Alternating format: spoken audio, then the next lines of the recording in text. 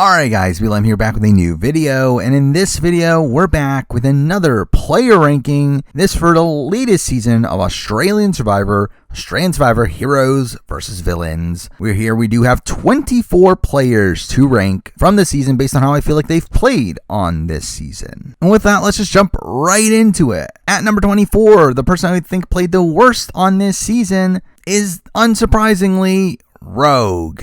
And Rogue, I said in my review, and I think I still stand by this, I think Rogue is probably the worst player survivor I have ever seen. Where I think there is debate between her and Wendy Jo from Survivor Nicaragua, to where I think they're kind of similar. However, I think Rogue is an even more extreme version of that, where Wendy Jo is a player that is annoying to anybody, but is still able to at least keep quiet, where that's also bad, but at least there's like an aspect of her, like, okay, maybe she can fly under the radar, maybe she can skate on by. There's simply not that with Rogue. I don't see any potential in Rogue as a player. I think she is one of the worst players we've ever seen. The fact that right from the opening scene, she's already getting on the nerves of her tribe, making outlandish comments, making idiotic comments, and then we even see her after she's voted out. The Villains tribe applauds them as if they're happy that Rogue is gone, just seeming like everyone was annoyed with Rogue. So again, like, I really just don't see any true merit to Rogue's game, where again, she's voted out the first opportunity. Like, obviously it is a split vote, so like the vote count is kind of rocky, but like essentially everyone wanted Rogue out. And really, again, not much merit for me, so she's here at 24. Now number 23, a player that I didn't even really want to put on the proper list just because there's not much to say here. However, I wanted to put her here just to emphasize even more how bad I think Rogue is. And at 23, I have Jackie. She got medevaced right away. We know very little about what Jackie actually did. Now we do know that she had an alliance with George and Anjali, which is kind of a pro and a con. Like, we know she was working with George, who obviously ends up being one of the better players of this season, while also we know this group was initially going to be targeted. And we do see that after George and Jackie were pulled from the game, that the instant talk was that Jackie was going to be the first boot. And I feel like that is the question mark for me,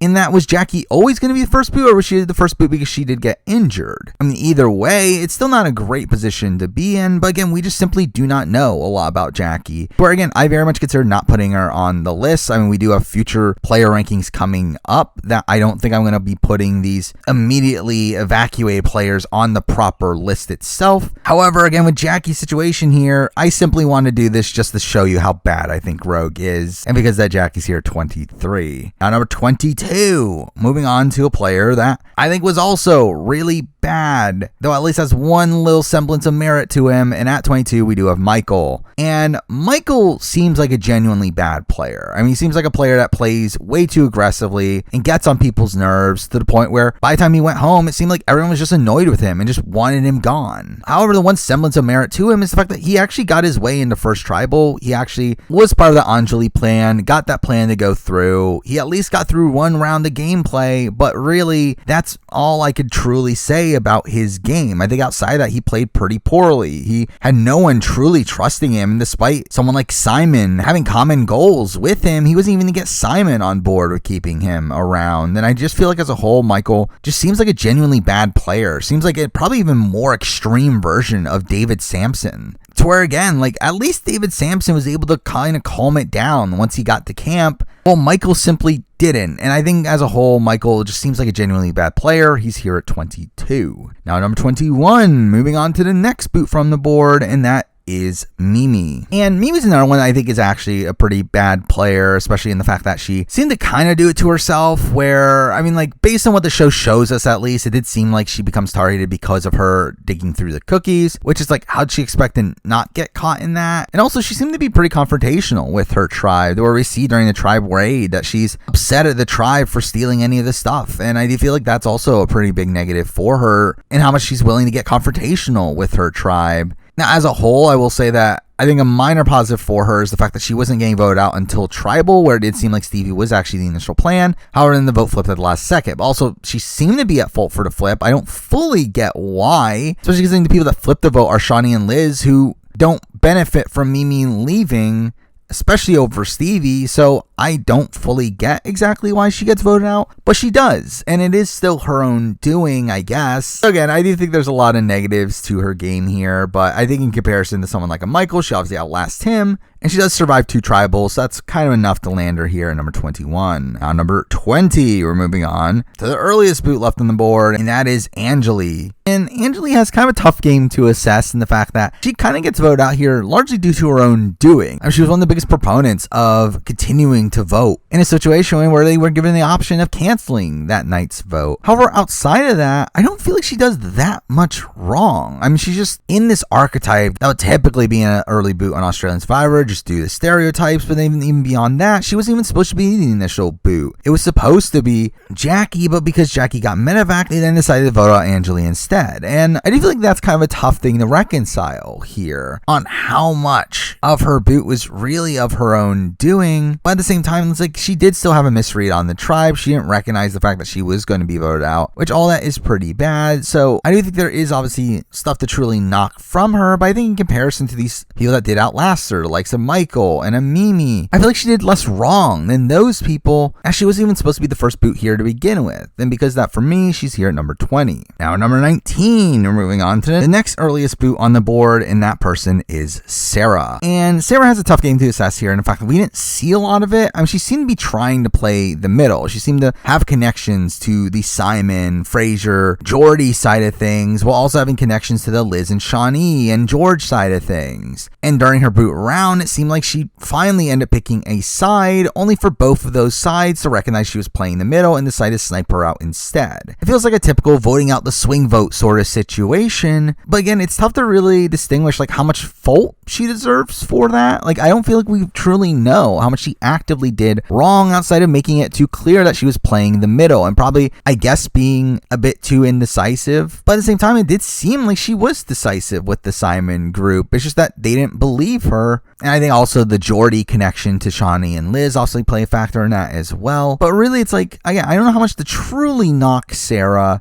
as it did feel like she was in a decent position at one point in the game. But again, in comparison to all the people we're about to be talking about, I feel like there's more substance to their games. So because that, Sarah is left here at number 19. Now, number 18, we're moving on to my winner pick. And here we do have Charney, which this might be the lowest I've ever had a winner pick on a player ranking. And straight up, I just found Charney to be a massive disappointment on this season. I don't feel like she played particularly well. I mean, she seemed to be at the bottom of the original hero tribe pretty much from the beginning. It seemed like she was super close to Gerry, and they were outside of this core group that was essentially the bros plus like Flick and Nina. And through that, I always felt like she was kind of just squeaking on by. However, the one thing of merit I will give to her game is the fact that she wasn't properly voted out. I mean, she got taken out due to an idol play, one that really the decision to put the votes on her came at the very last second. And even then, the move to take her out doesn't even really make proper sense to me, which I guess, to be fair, is probably a knock against Charney that she couldn't get other people to do what's in their best interest. But the fact that they decided to vote out Charney over Gerry in particular, who they know Gerry has spent time with the villains at this point, is kind of ridiculous in my mind, considering there's no indication of Charney being willing to flip on the heroes, while Gerry openly says to the heroes that he knows the pecking order. And it really just felt like more of a personal vote here, one that was done because Paige was annoyed with her. So I don't really fully get why exactly she goes home, but she didn't play well anyway. And because that, for me, she's here at 18. Now, number 17, we're actually jumping forward quite a bit here to the person that technically gets Charney out of the game, but does so for very questionable reasons. And that person is Ben. And Ben's another one that I was pretty high on in the preseason, and he ended up really disappointing me. Now, I will say that at the end of the day, I do think he was inherently disadvantaged being on the original Heroes tribe, this tribe of people who didn't seem to be super apt at playing an openly strategic game, and I feel like Ben obviously was, and through that led to him being on the bottom. Obviously, there's just other biases playing a factor as well, but even despite that, I don't feel like Ben plays that well. I feel like Ben really just wastes opportunities that he had. Now, on the original Heroes Tribe, I don't think there's much he could have truly done. It seemed like he was going to be targeted right away. I do think he gets saved for the non-elim, where had it not been for the non-elim where Gerry gets sent to the Villains Tribe, I do think Ben would have genuinely just been voted out there. However, beyond that, he obviously finds an idol and uses that idol to steer the vote onto Charney, though again, I question why take out Charney. That seemed pretty pointless for him. But really for me, the true knock against his game is the fact that he gets to a swap in a position where he should have instantly flipped. Like, there is no reason for him to not flip right away at the swap, and for him to not go through with that and instead stick to the heroes, a group that he knows he's on the bottom of, and then have his own heroes be willing to just let him go immediately after that is also just all really bad. I just really don't get what he was thinking at that point, to where I just don't think he had any long-term prospects in this game. However, the reason he is above Charney is because, again, he does technically outplay Charney. He is what causes Charney to go home. And I do think he had a lot more inherent disadvantages towards him, but he also still did not play well despite those things, and because of that, for me, he's here at number 17.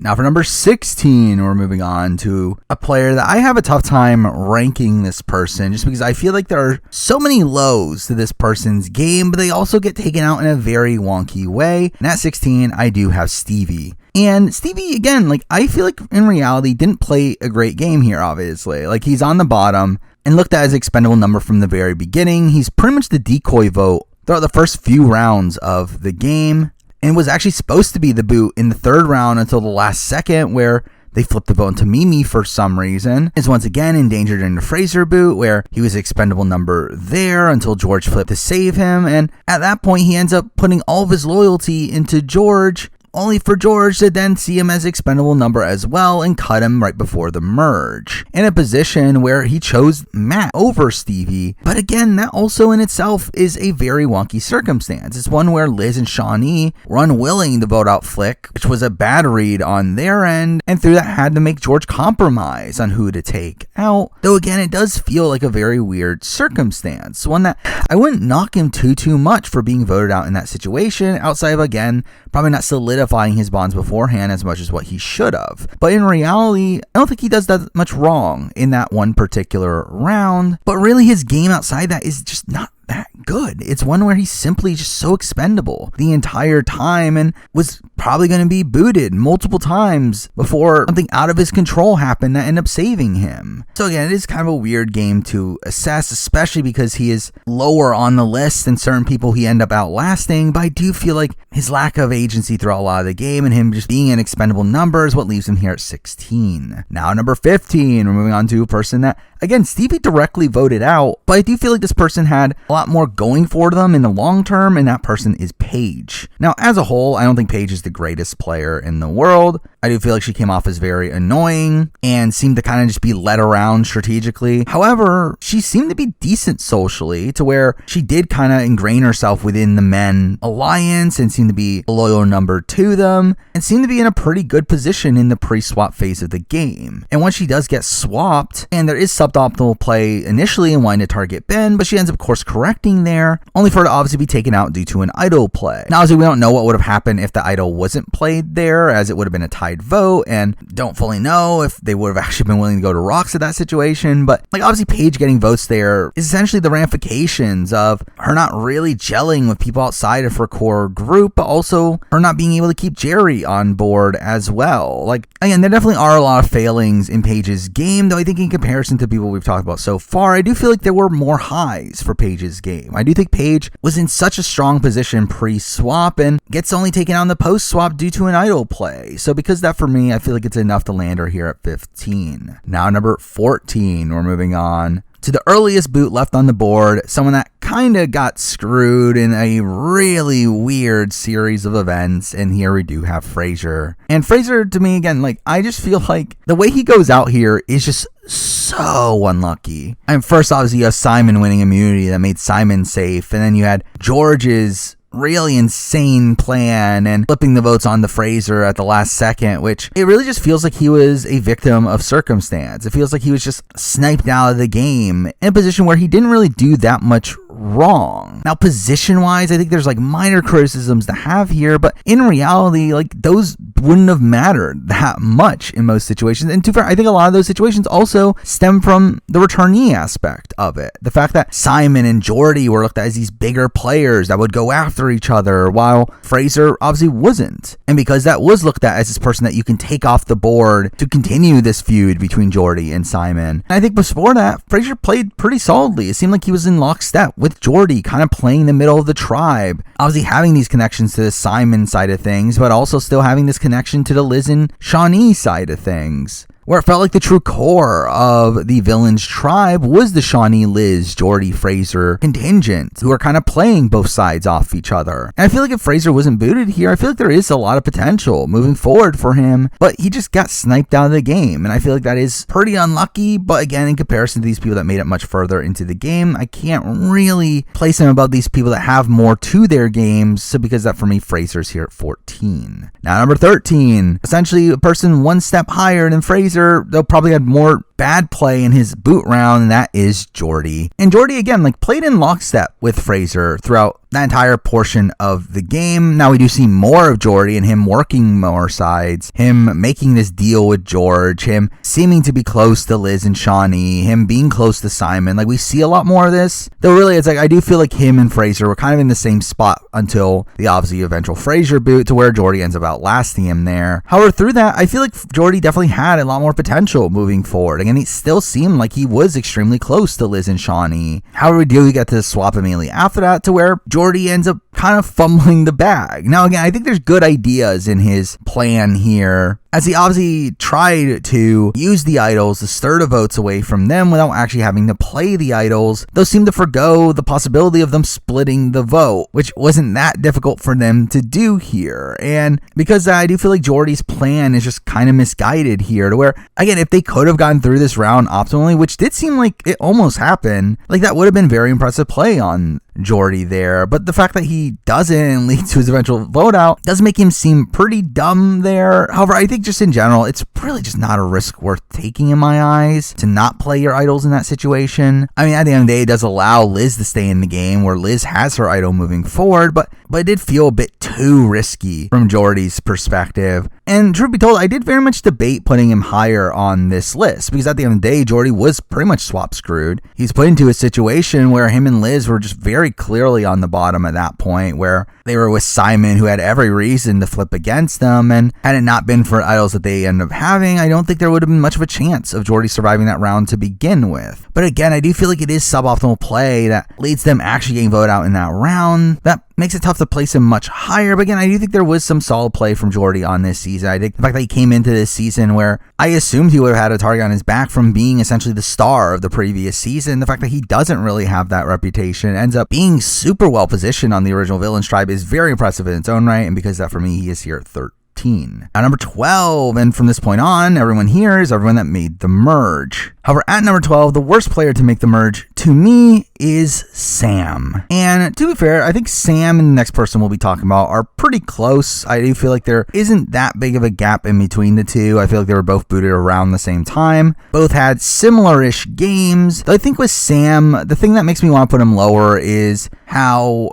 he was actually swapped into a very good position, and despite that, he was still almost taken out during that Jordy boot round, where it did seem like for a bit they actually were just going to put all their votes onto Sam until Sean creates that plan at the last second to save him, which, I mean, the fact that like he was the person that was pointing out of being on the bottom of that group is pretty bad. But beyond that, I mean, like, again, his pre-swap is pretty solid. He seems to be pretty well positioned on that tribe, even though, again, he says some idiotic things, like just openly talking about how Gerry's on the bottom. Again, the post-swap started bad, but even after that, he's able to recover and almost pull off a Haley blindside, only for him to come into the merge and ends up being outnumbered there. But even there, though, he was supposed to be the merge boot, where that plan didn't change until George messed up by telling Sean the real plan, to where that seems to be the only reason why the vote flipped off of Sam, to where Sam was supposed to be booted in that round. And in his actual boot round, the fact that he's not able to convince his allies to play an idol on him, despite them having information that Sam might be getting the votes and they have 2 idols, does seem really ridiculous. So again, I do think there are definitely knocks here that keep him at the bottom of the people that made the merge to me, especially considering, again, he was supposed to be the merge boot anyway. And because of that, for me, he's here at number 12. Now, number 11, moving on to, again, player, similar ballpark, slightly above Sam though, and that person is Flick. And for me, Flick has a couple things that stand out that put her above Sam here. First up is the fact that, again, Sam was going to be the merge boot. Well, Flick was no matter what safe during that round, so that is good on her. But I think the big thing is the fact that I think Flick has probably the most impressive display of her gameplay on this season that she's had in her entire career, where I think the fact that she was able to convince Liz and Shonee to go all out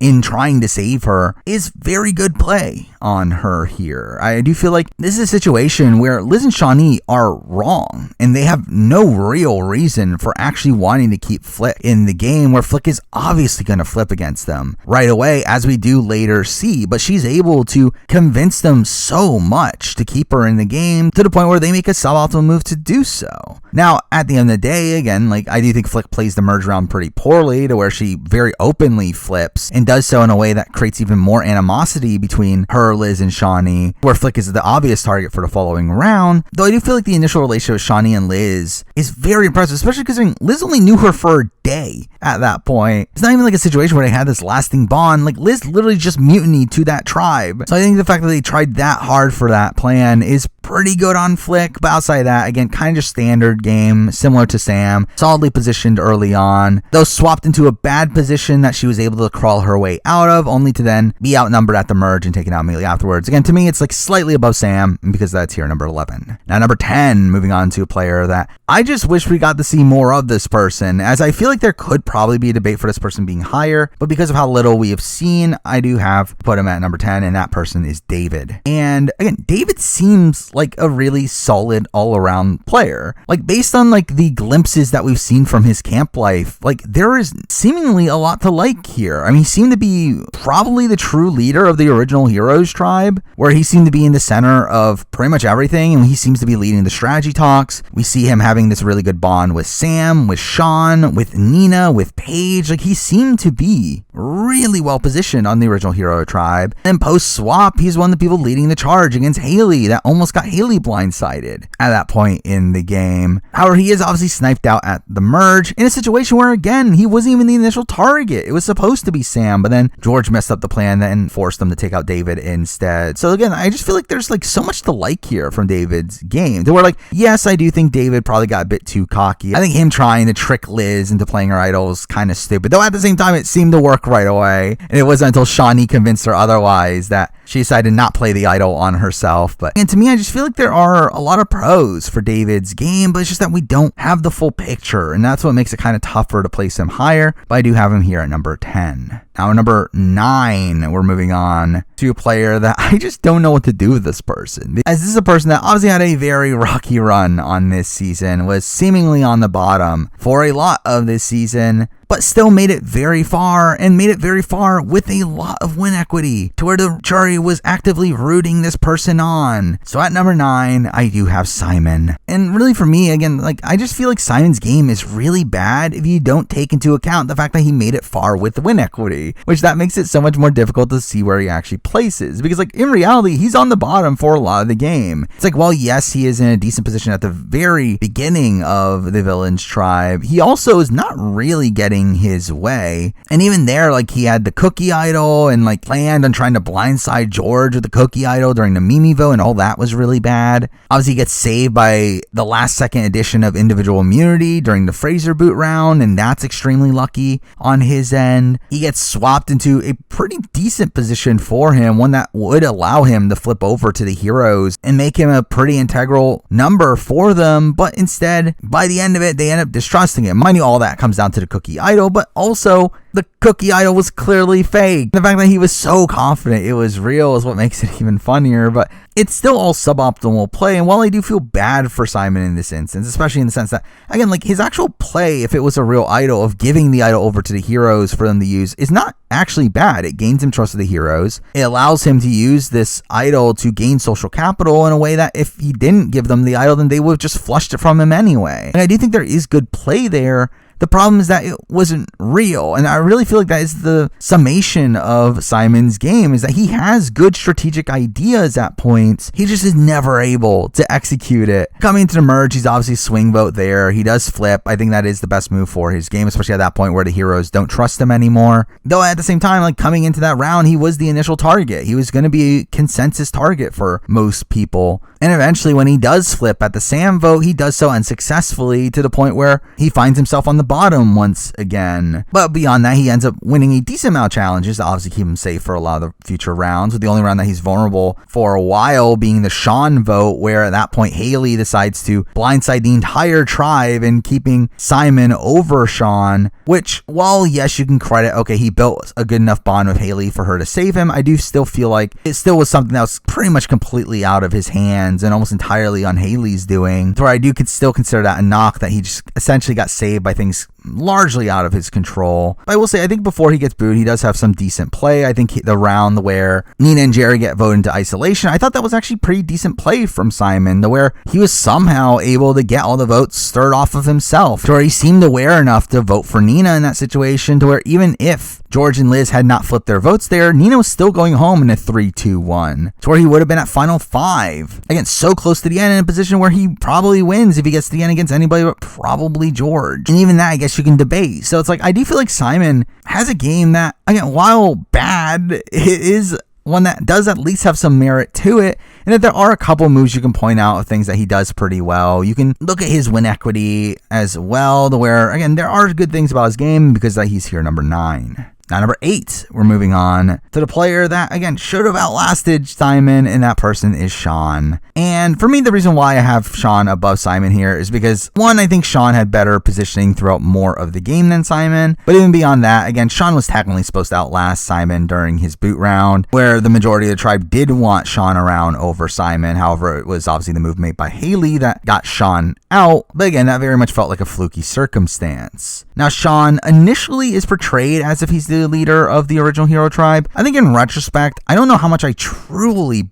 buy it, as again, I do feel like it probably was more so David, considering like all the connections we see David having, and also the fact that the David contingent was going to flip the vote onto Haley, which Sean would have been left out of. Like, I don't know how much Sean actually had control, but he still seemed to be in a pretty decent position, still had this alliance with the bros. And coming into the swap, we see him pull over Simon and end up being the person that splits the vote onto Jordy, and all that seems to be pretty good play there. But again, he was going to be blindsided by the Haley vote if that ended up happening, and coming to the merge, obviously he's then down in the numbers. Though again, I do think he does some decent work in terms of building his relationship with George, to where George wanted to keep him around. Though at the same time, he also wastes an idol in a situation where, again, like, I understand why Nina plays the idol on herself. I do think Sean playing the idol doesn't make as much sense, like obviously outside of just self-preservation, but based on the information that they had, I do feel like Sean should have played his idol for Sam. But again, despite being on the bottom, he makes it pretty far. He gets 8th place, comes very close to surviving that round, where who knows what would have happened if he survived that round, where George talked about how he had a plan on using him at final 7, which means he probably makes it to the tail end of the game. And again, while Sean's not really prime to win many of the end game comps, particularly the final immunity, I do feel like Sean could have been in a decent position to make it much further into the game, to where if Sean gets to the very end, I feel like they would respect him to win. So again, like, I feel like in terms of like the comparison between him and Simon, I think Sean just played a better game than Simon, but the only thing kind of being pro Simon is the fact that Simon ends up surviving the Sean boot round. But even then, I felt like that was very fluky. So overall, I did feel like Sean played a pretty solid game here, and he's here number 8. Now number 7, we're moving on to the 7th place finisher on the board, and that person is Haley. And Haley was a tough one to assess here as well, where I very much debate over how high Haley should be, where I think there's these massive pros for Haley. One, the fact that she comes into this game with a massive target on her back, being a former winner, and still makes it all the way to 7th place. Also, she ends up being the orchestrator of the Sean vote, a vote where she really took the game into her own hands and was able to blindside literally the entire tribe, with her being the only person that knew what happened there. And it did seem like she had this long-term thinking about the game, though at the same time, I feel like it was all very flawed. Again, I feel like the entire concept of her flipping against George seemed just ridiculous, from the fact that George seems so resolute in wanting to take her to the end, yet she kind of ends up blowing up her game in order to try to take out George. A plan that she doesn't even fully go through with. It kind of feels like a complete half measure, and that she does all these steps to prepare the blindside of George without ever fully going through that, in a position where she ends up being blindsided by George herself. And also beyond that, again, she was going to be blindsided pre-merge. The plan was to blindside Haley at the non-LM, to where she shouldn't even made it that far to begin with. Also adding in the fact that she threw the immunity challenge where Rogue went home, that was also kind of stupid. I think there's a lot of points where I just don't agree with Haley's decision making throughout a lot of this season. However, again, she makes it pretty far despite this massive target on her back, and also was the one that directly outplays Sean. She is the person that got Sean out. And to be honest, I probably would have debated putting Sean higher than her had Sean been part of the Haley blindside plan from earlier, but he wasn't. So at that point, I just feel like Haley just outright outplays Sean. Again, she ends up being the majority for most of the post-merge that she's in the game. She ends up being the one to orchestrate the entire vote against Sean, and is also a major instigator of the Shonee boot as well. So it's I feel like these are things that really prop her up, despite there also being lower lows for her game than someone like Sean, which again just leaves her as a massive mixed bag for me. But I do feel like her effectiveness at the Sean and Shonee boots, and also her surviving with a big target, is enough to land her here at number 7. Now number 6, we're moving on to the earliest boot left on the board, and that person is Shonee. And I very much consider putting Shonee much higher on the list for a lot of the season. Coming into the finale, I was kind of thinking Shonee might have been number 4 or so on the list. However, I think after reassessing the people that made it further into the game, I do feel like Shonee kind of dropped down to 6. Now again, I think Shonee played a very strong game this season. I think this is debatably her strongest game.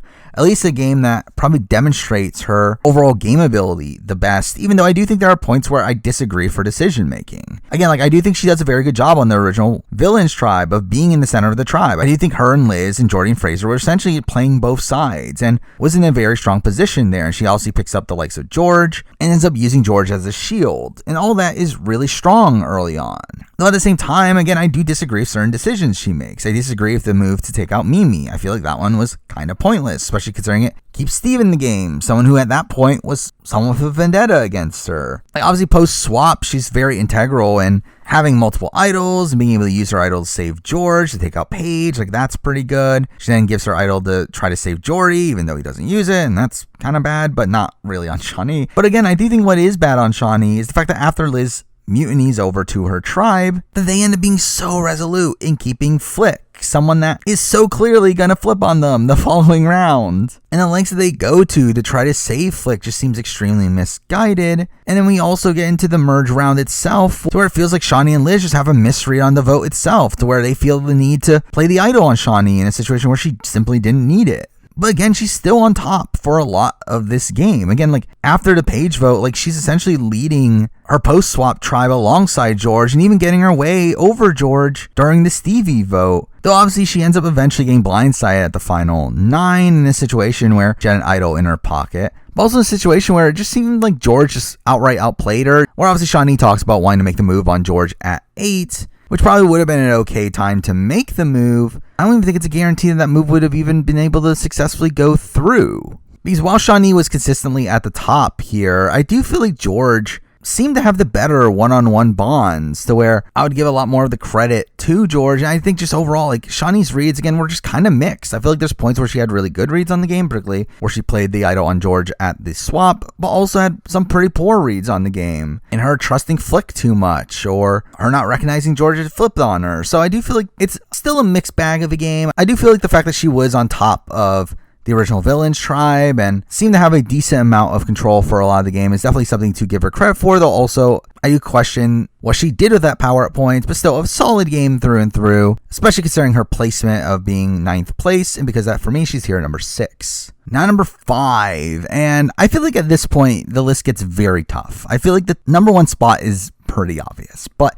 beyond that, I think everyone else is relatively close. However, at number 5 here, I'm going to have to go with Nina. And for a while, I did think of Nina as better than the next two people we'll be talking about. However, I do feel like now knowing the full picture of the season, I do feel like I got to move Nina down a bit. I do feel like Nina played a pretty solid game early on. I think the first half of her game was actually pretty decent. Again, she was in decent position within the original tribe. When we got to the Jordy vote, she was the person that was included in that plan. While also she seemed to be one of the major orchestrators of the potential Haley blindside that obviously didn't go through, but that was due to it being on a limb. So yeah, I think all that is very strong. However, coming into the merge, she's obviously on the bottom, and in following that, she ends up playing a scrappy underdog-esque game, one that is pretty decent. I mean, she's able to build enough of a relationship with George to where George loops her into the Shonee plan and is also part of the eventual Haley blindside. Like, all of those things are really great. However, the final 6 is where her game starts to crumble, especially at the initial isolation vote where that was going to be Nina. Initially, due to Simon having put his vote on her, which would have been a 3-2-1 of her getting voted out because she put her vote on Gerry. But also, George and Liz end up getting paranoid to where they end up flipping their votes as well, which would have guaranteed Nina getting voted out. And she ends up getting saved by a non-elim there. And while she survives the following round where Simon goes home, she's then booted immediately after that, in a position where I think you could even debate if George even made the right move for his game in that spot. However, again, Nina is someone that, again, got very far into the game despite being in this underdog position, in a position where she could have won the game had she gotten to the end. It did seem like the jury was actively rooting for her. And also, it's not like a position where she had to continuously win out. She was socially getting her way back into the good graces of the people in power and getting her way in the vote. I mean, she was a major vote within the Shonee blindside and the eventual Haley blindside. That makes me look at her game way more highly than someone like a Simon, who largely gets through the game through immunity wins. Like, I do feel like Nina plays a very solid game, especially for someone that was put into an underdog position from pretty early on in the game. Though still had some major holes in her last few rounds in the game, with her being ineffective in getting the vote onto George, though still solid game as a whole, and is here number 5. Now number 4, and to me this is where it gets really, really tough, especially spots 3 and 4. I feel like these two people are very close. They're very much tied together. However, at 4, I think I'm gonna go with Gerry. Now, at the time of this recording, we don't have full information on how the jury would have voted if it was a Matt versus Gerry final 2. I would assume it would lean towards Matt, which is a lot of the basis around this placement here, though I do think if we learned the opposite, I do think Gerry would probably be bumped up a spot higher. But as of right now, I think the problem for me with Gerry's game is the fact that while yes, he was in the majority throughout a lot of the game, he worked alongside George throughout the entire post-merge. My issue is the fact that, one, it never seemed like he truly intended on cutting George unless he was forced to, which he obviously ends up doing here, largely due to Liz winning immunity at the very end. But also the fact that it seemed like Gerry never really bonded with a lot of the jury. I mean, the jury straight up just calls him out for his social game, and the fact that he never bothered to get to know them, to where, like, while Gerry, yes, did make really good relationships with the likes of Matt and George in particular, he seemed to not really even care to bond with the likes of a Sam, a Sean, these people who afflict. I mean, these people who are pretty important jury votes at the end. Now, on paper, I would say that I look at Gerry's game higher than that of Matt, where I do think Gerry, again, consistently stayed in the majority. There's never a point in the post-merge, outside of, again, the Sean vote, where Gerry's out of the loop of what is happening. He's involved in all these plans, and while he might not be the main orchestrator of any of these plans, he is still the most consistent presence throughout the entire post-merge phase of the game. And I think in the early game, he does show a lot of awareness in that he flips on the original heroes at the point that he recognizes that he's on the bottom and sides with George. Now, again, there's still wonky play throughout all that. Again, one, the fact that he decides to go back with the heroes when he is given the choice, that's pretty bad. You also have him openly telling the heroes that he knows he's on the bottom. He knows the pecking order, and that's pretty bad as well. Also, we can call out the fact that he was voted out of the original Heroes tribe. I don't consider that a knock, considering, again, I do think it would have been Ben had it not been for the announcement of the twist. Though, again, I think that is something to mention. Obviously, like, just the fact that Gerry was still in danger throughout the entire pre-merge phase of the game is definitely not great there. But again, like, once he starts pairing up with George, he's pretty solidly in the majority there, and he is working alongside George, so where George even makes a lot of his decisions based on what Gerry wants, where the reason they vote out Stevie over Matt is because Gerry wants to keep Matt around. In a situation where Gerry is closer to Matt than George is to Matt. And he also has his final 3 deal with Matt and George, so where it seemed like if given the choice, he was always going to pick Matt over George, which is the optimal play for him there. So again, Gerry plays a game that is like very stable. Though again, I think the issue is that he wouldn't have gone out of his way to cut George. I do think he had to be forced by Liz winning immunity. I think outside of that, I do think Gerry would have tried to keep George around over Liz. So I think that's pretty bad. But I think as a whole, again, I think Gerry plays a pretty solid game on this season. One that, again, I would definitely consider voting for Gerry out of the final 3 personally. Though I do think his lack of social bonds with a lot of the jury, and then also his lack of true agency in the back portion of the game is really what leaves him at the bottom of this player ranking here out of these final 3. So he's here at number 4. Now number 3, moving on to the person again, I very much debated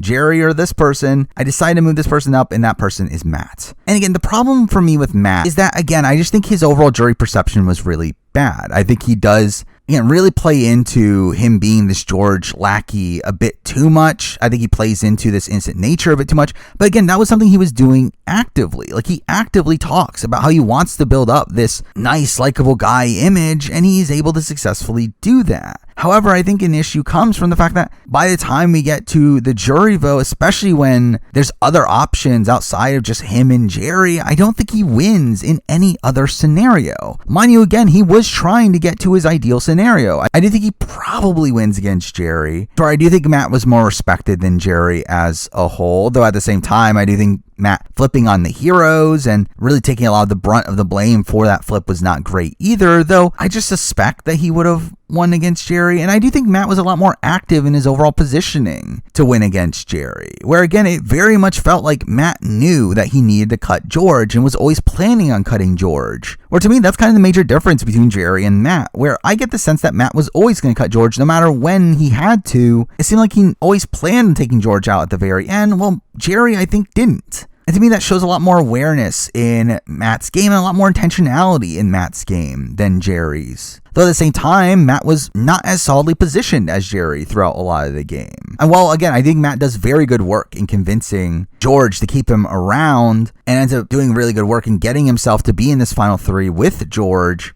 to get him through that post-swap phase of the game, his relationship with George gets kind of rocky towards the middle of the merge phase, to where he's kind of being left out of plans, particularly the Haley boot. And I think there's just more times where he's not 100% looped on what exactly is happening, though at the same time, I do think he has a lot more agency, again, in the end game there. Again, I think it is fully on him to vote out Shonee from the jury. I think, again, the eventual George boot, I think it's another thing that I would give Matt and Liz both credit for that move. Like, I do think Matt played a pretty solid game. I think he had a solid path through the game. I think he had a good awareness of how to win the game if the game was a final 2. However, I think that is the main thing, is that I think he entirely banked his entire game on it being a final 2 and him being able to get to the end against Gerry, a situation that they shouldn't have looked at as that realistic of one, considering we just had a final 3. And if you have done research into Australian Survivor production, you know that they continue to want final 3s. So I think that is a knock there, as I think he just really had the overall wrong approach towards the end game, and he should have been trying to boost his credibility a bit more before the tail end of the game. But I still think overall a solid game here. Again, I think at the end of the day, very similar to Gerry. Again, less stability than Gerry, but I think more of a killer instinct than Gerry, and also I suspect more win equity than Gerry, which leaves him here at number 3. Now number 2, and I mean, top 2 are obvious. I think number 2 should also kind of be obvious. At number 2, I do have Liz, who obviously won the season. However, again, I talked about this in my review.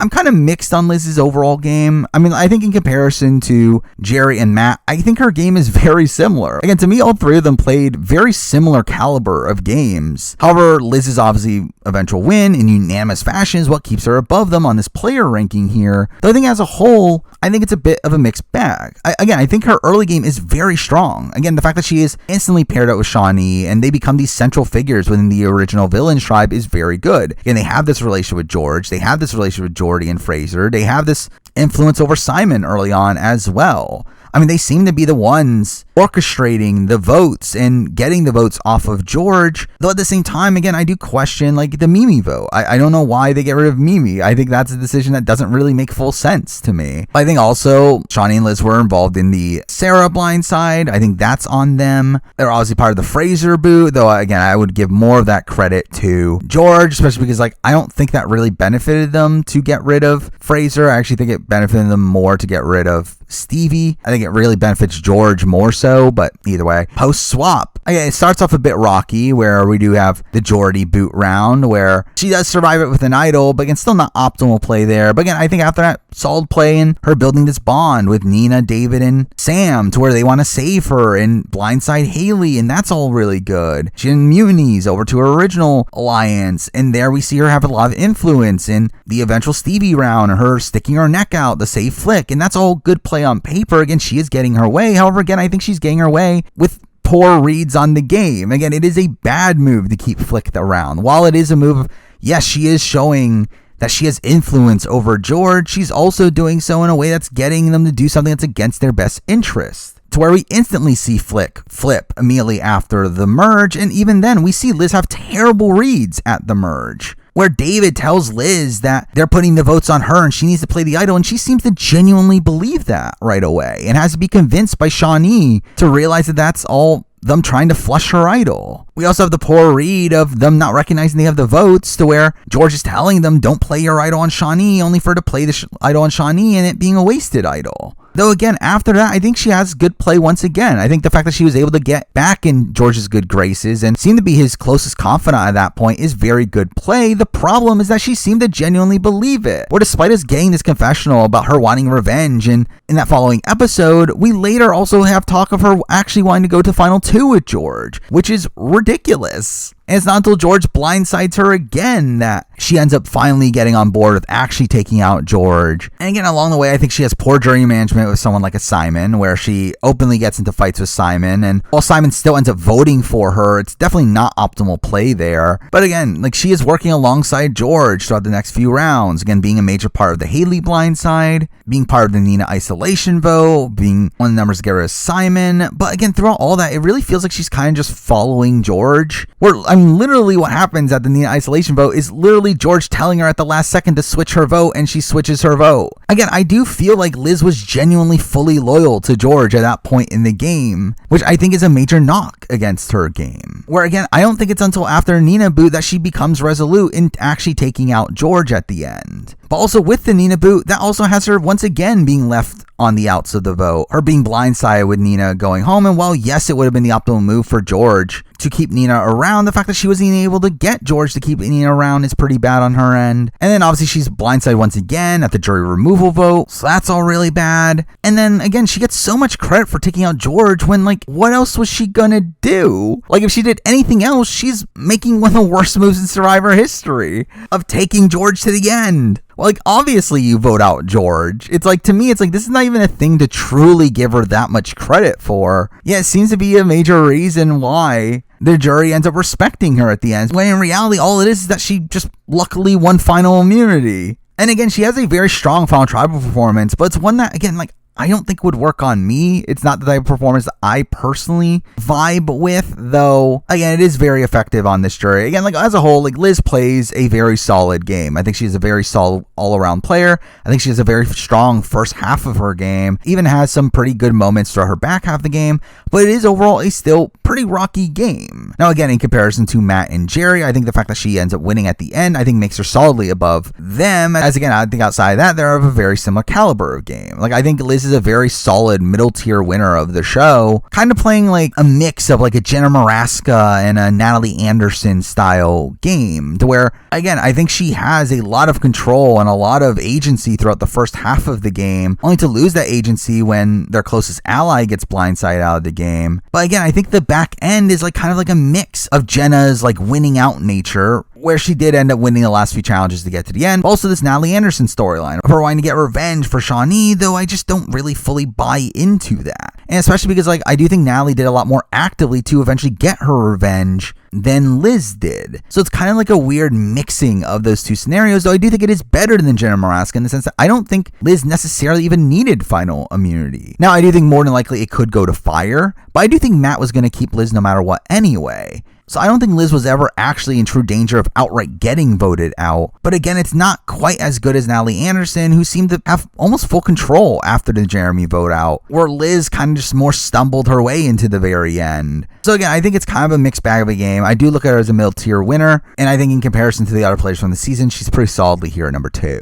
Now number 1, the best player from the season. Who would have guessed? It's George. And again, I don't feel like this is really a question to me. I think there's no other player on this season that had as much agency and control of the game as George did. Obviously, there is a fundamental flaw to all of this in the fact that he had no end game. I feel like George here is someone that there is nobody that is taking George to the end. And with George is also perpetuated for being bad at challenges, it's there really was never a true path to the very, very end, though I do think everything up to that point is very, very strong. Now, he does end up being safe for the first round due to his injury, which is kind of wonky. I don't think he would have actually been voted out. I do think the likes of Jackie or Anjali would have been targeted ahead of him, especially considering people's perpetuity for wanting to keep him around due to him being a shield, but I do think it is at least something to mention here. But following that, he ends up winning this battle and getting Michael voted out over him. He then also gets kept around over Mimi. Again, I would give Shonee and Liz more agency in the Sarah vote off, though a lot of that is, again, to protect George. And I think that is the good thing about the early portions of the game is that George ends up building this really strong bond with Shonee and Liz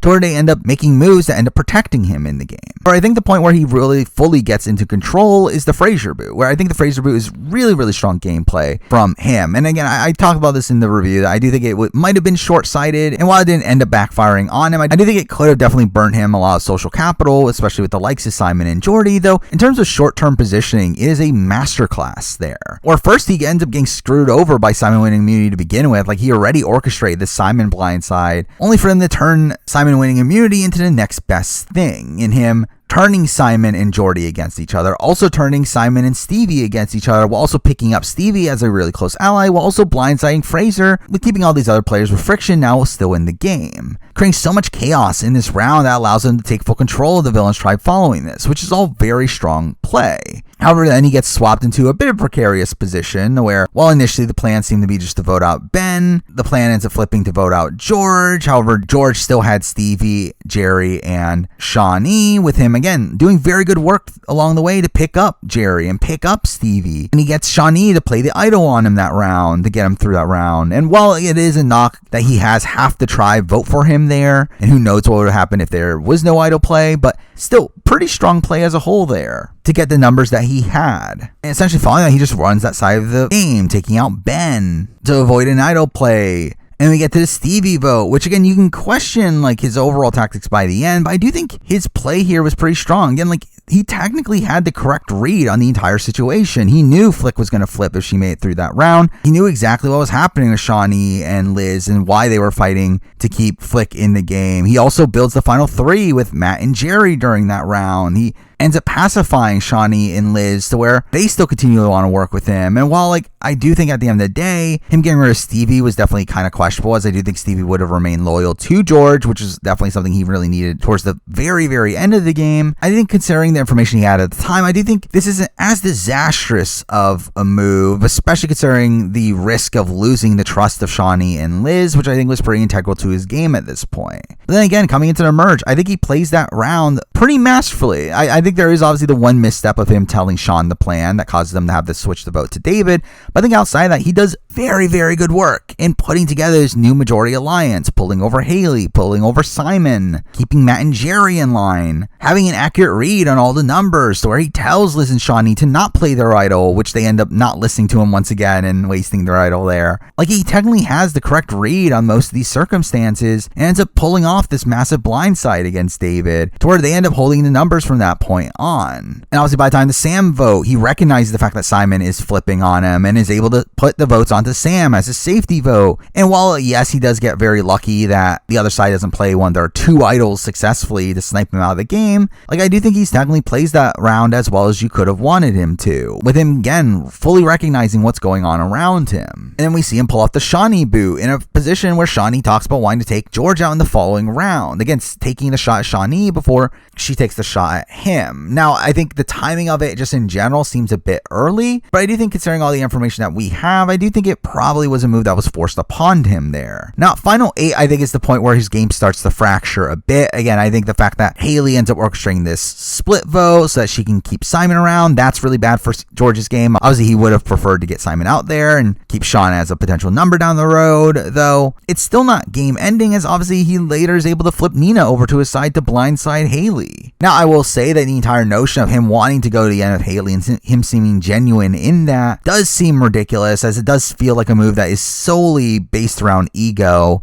of him wanting to beat Haley this time to like avenge for his previous loss, though. And the fact that he was able to recognize when Haley had flipped on him and put the votes onto her instead is still pretty good play there. Now, we do see him get paranoid at the isolation vote, which was not ideal, though even then, no matter what, Nina was going home during that round anyway, though it does obviously lead to Gerry being in isolation, though he's able to repair that relationship anyway, and he's able to take out Simon the following round. And then we get to the Nina round, where I think we get a bit more questionable gameplay, where I do think for George, keeping Nina around was probably ideal for him, to use her as a shield for him, to where when the likes of Liz, Matt, and Gerry have to pick between him and Nina, I do think they would have been worried about Nina's jury prospects as well. Obviously, Matt was a very likely person to win final immunity, while also being someone that wanted George out, to where that decreases George's chances of moving on there, but also even beyond that, it ends up burning Liz, to where, again, I do feel like Liz was actually loyal to George at this point in the game, and I do feel like it is this move that caused her to become more willing to cut him at the very end. And really, from that point on, I do feel like he was essentially a dead man walking. I feel like there was no way he was going to make it to the very end of the game, as literally nobody was going to take him outside of maybe Gerry in the instance of Liz not winning immunity, but even then, that's not even a guarantee. Like, I think that is the big issue of George's game, that no matter how strong of a game he played and how much win equity he had to rely on final immunity to get himself to the end. Now, that's not an entirely damning thing in the grand scheme of Survivor. I think there are other players that have much bigger holes in their games, and especially on this season, I think considering that was like very much the only major hole against his game, I still think leaves him as the definitive number one person here, though that is the biggest hole in his game. Like, that is the biggest issue of why he doesn't win this game, is because no matter how good of relationships he had with the likes of Liz, Matt, and Gerry, none of them were willing to take him to the end, and no one in this game was willing to take him to the end. Though considering what he had to work with and how people reacted to the moves that he made and how people were targeting him at certain points in the game, I feel like he played nearly as optimally as he could have. Like, I do feel like George generally played a truly great game on this season, despite the major hole that is there in him getting to the very end. But all around, incredible game. One of the best non-winning games in the history of the show. And because of that, for me, he's here at number 1. But there you go. I mean, that is my player ranking for Australian Survivor Heroes versus Villains. I mentioned this in my review that, again, I do intend on doing a revised top 10 player of all time video for Australian Survivor at some point down the road. Don't know exactly when, but at some point before next season. Also, just in general, expect more videos on the other shows going on right now, like Survivor 44, BB Can 11, I guess the Challenge World Championship. And I'll be doing videos on all those things down the road. But that does wrap up my coverage of Australian Survivor Heroes versus Villains. Thank you for watching.